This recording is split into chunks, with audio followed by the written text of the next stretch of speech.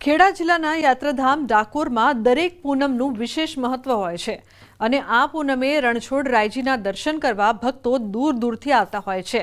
આજે શનિવારે શ્રાવણી પૂનમે ભક્તોનો ભારે ધસારો જોવા મળી રહ્યો છે।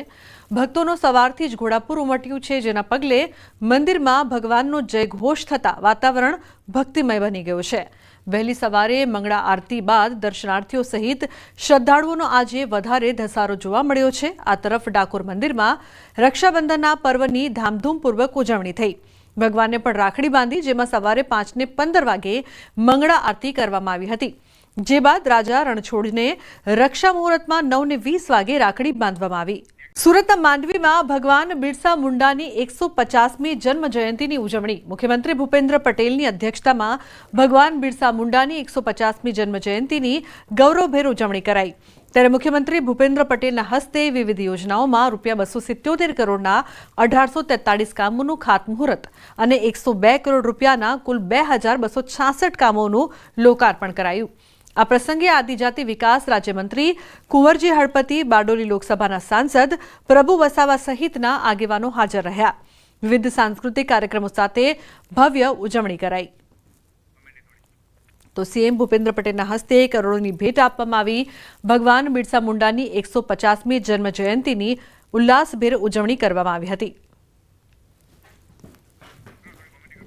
તો કરોડોના વિકાસ કાર્યોના ખાતમુહૂર્ત અને લોકાર્પણ પણ કરવામાં આવ્યા। સાથે રક્ષાબંધનની ઉજવણી સીએમ ભૂપેન્દ્ર પટેલના હસ્તે કરોડોની ભેટ આપવામાં આવી છે। વિકાસ કાર્યો છે તે કરવામાં આવશે। ભગવાન બિરસા મુંડાની આજે 150મી જન્મ જયંતિ છે, તેને લઈને ખાસ કાર્યક્રમ પણ રાખવામાં આવ્યો હતો અને ભવ્ય ઉજવણી પણ કરવામાં આવી હતી, જેમાં અનેક વિકાસ કાર્યો છે તેની ભેટ પણ આપવામાં આવી છે। કરોડોના વિકાસ કાર્યોના ખાતમુહૂર્ત અને લોકાર્પણમાં મુખ્યમંત્રી હાજર રહ્યા।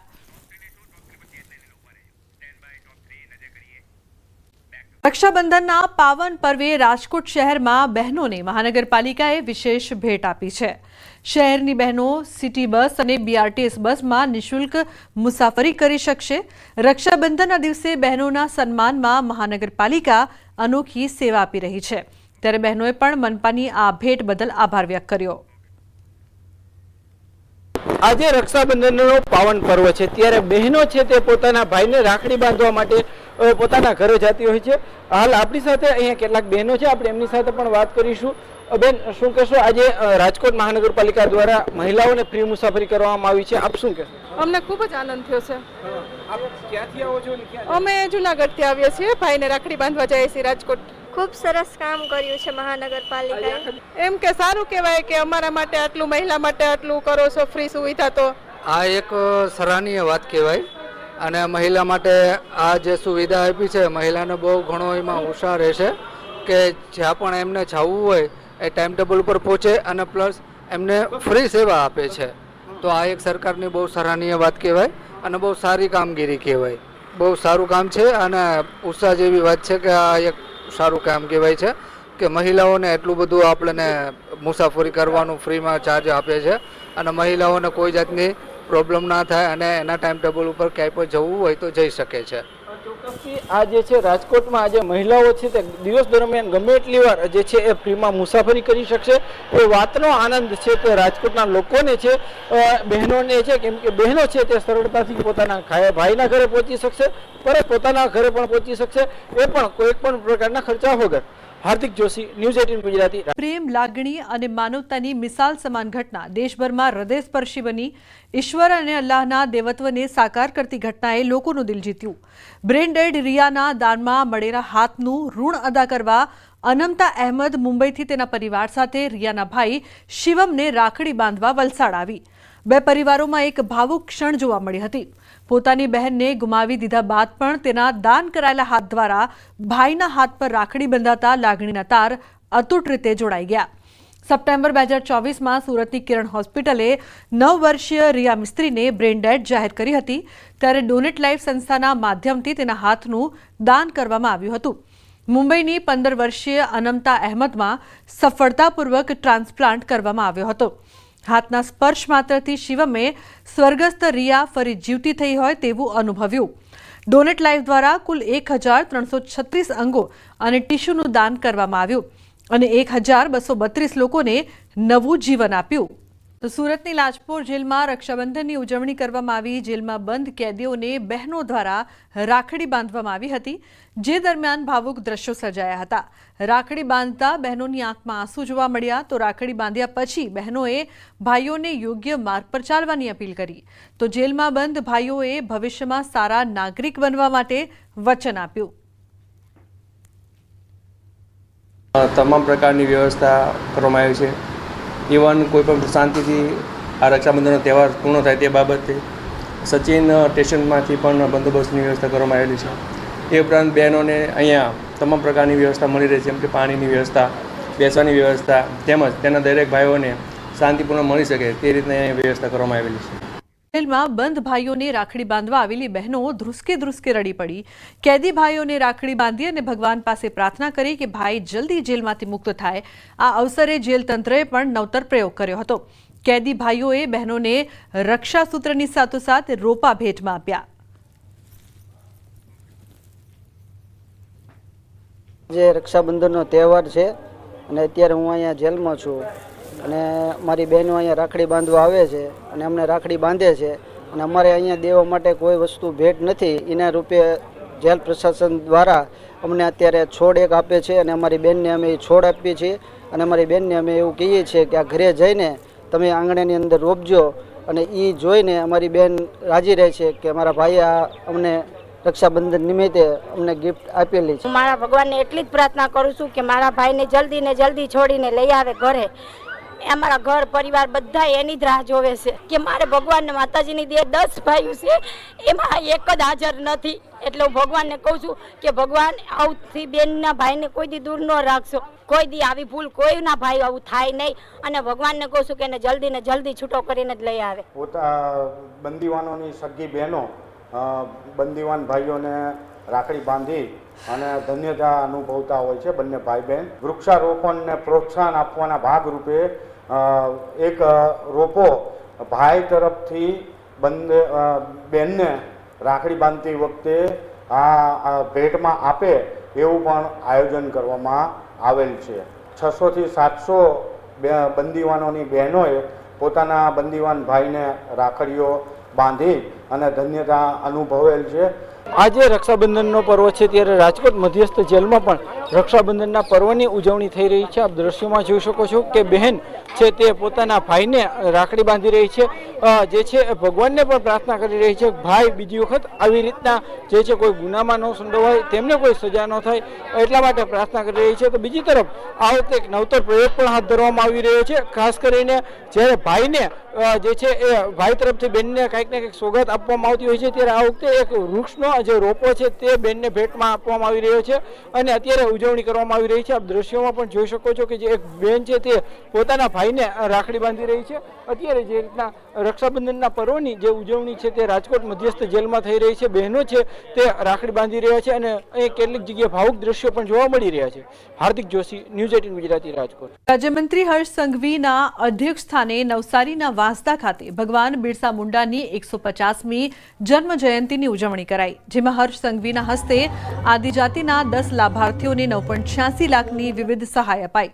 12 નાગરિકોને પ્રશસ્તિપત્ર આપી સન્માનિત કરાયા હતા। હર્ષ સંઘવીએ રક્ષાબંધનના પવિત્ર દિને આદિજાતિ બહેનોને અનુરોધ કર્યો હતો કે સમાજમાં બનતા ગુના, શોષણ કે કોઈ કુપ્રથાઓને નાથવા જાગૃત નારી તરીકે ગુજરાત પોલીસનો સાથ આપો, જેથી ગુનાખોરી અટકાવી શકાય। હર્ષ સંઘવીને સ્થાનિક આદિજાતિ બહેનોએ રાખડી બાંધી રક્ષાબંધનની ઉજવણી કરી હતી। બાળકોના ભણતરથી લઈને બાળકીઓના લગ્ન સુધી અને એ જ દીકરીઓના લગ્ન પછી એમના સપના સાકાર થઈ શકે, પરિવારને ઘર માટે, એમની સારવાર માટે આ તમામ પ્રકારની જે સરકારની યોજનાઓ છે એ યોજનાના અનેક લાભાર્થીઓને આજે આ કાર્યક્રમમાં લાભ બી આપવામાં આવ્યો છે। ચાંદખેડા વિસ્તારમાં સંગઠન સર્જન અભિયાન બેઠક દરમિયાન આ ગંભીર ઘટના બની। મહિલા કોર્પોરેટર રાજશ્રી કેસરીએ પોતાના પિતા સાથે મળી વોર્ડ પ્રમુખ અમિત પટેલને લાફો ઝીક્યાનો આક્ષેપ છે। અગાઉ પણ એક મહિલા કોંગ્રેસ પ્રમુખના મારપીટના કેસ સામે આવ્યા હતા અને હવે ફરી એકવાર મહિલા કોર્પોરેટર વિવાદમાં છે। આ મામલે વોર્ડ પ્રમુખ અમિત પટેલે ન્યૂઝ 18 સાથે ખાસ વાતચીત કરી હતી.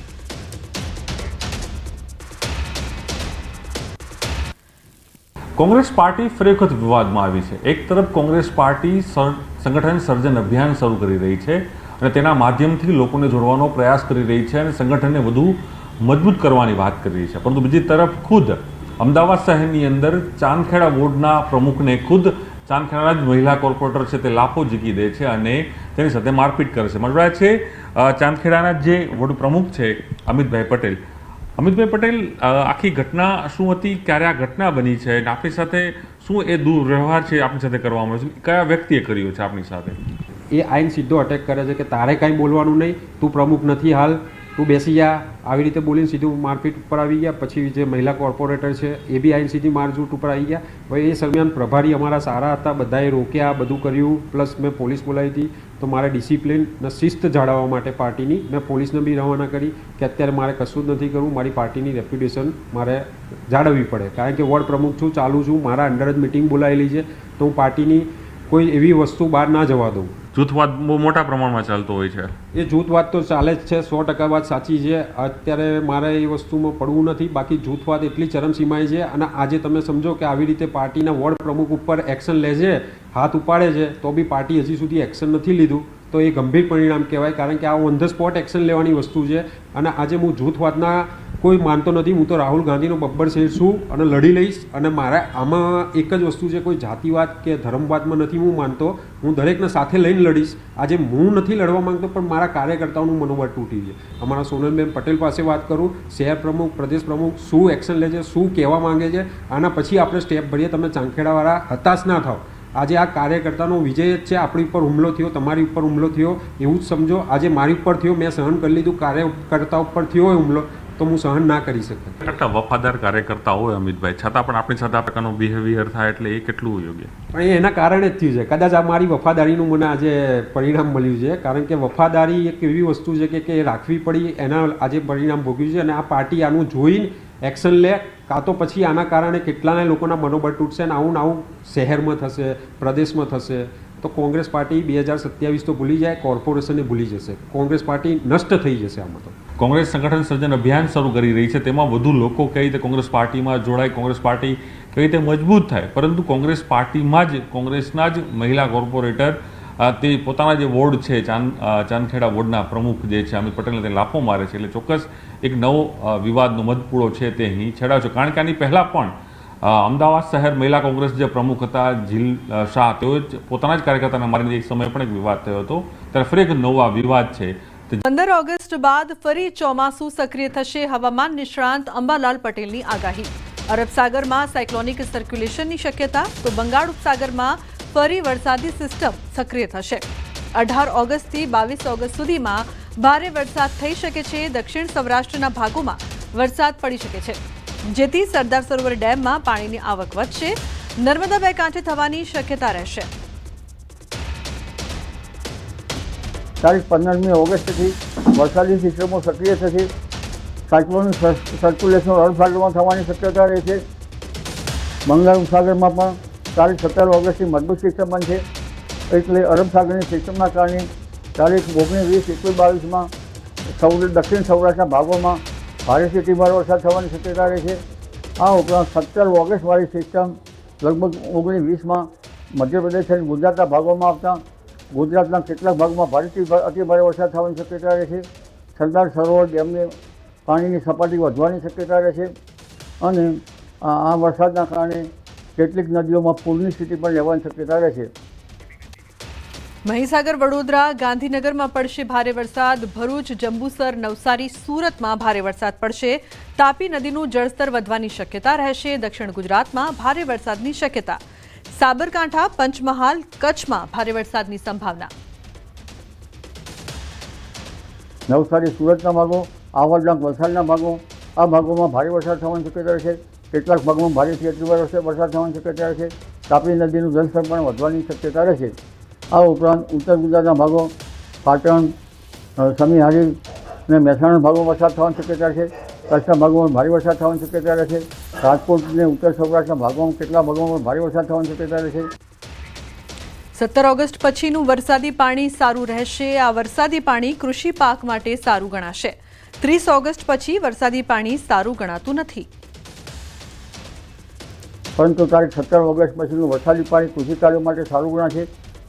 30મી ઓગસ્ટ પછીનું વરસાદી પાણી કૃષિ પાકો માટે સારું ગણાતું નથી. એટલે ખેડૂત ભાઈઓ કૃષિ કાર્યો ખરાબ થઈ કરવા સારા નહીં. એટલે હવે વરસાદની સ્થિતિ છે એ 13-14માંથી MGO ફેઝ 2માં આવતા રાજ્યના ભાગોમાં વરસાદી સિસ્ટમો સક્રિય. સિંદૂર અંગે એર ચીફ માર્શલનું મોટું નિવેદન. ભારતીય વાયુસેનાના પરાક્રમ અંગે બોલ્યા.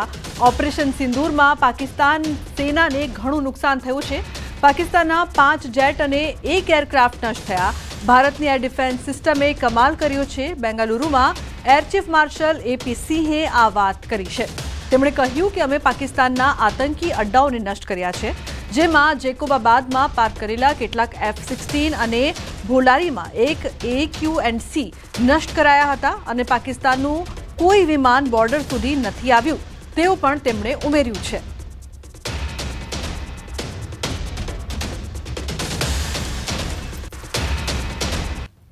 So here you can see the damage, which is of course not coming out very clear in this, but other pictures, here these two buildings, you can see the damage much clearly.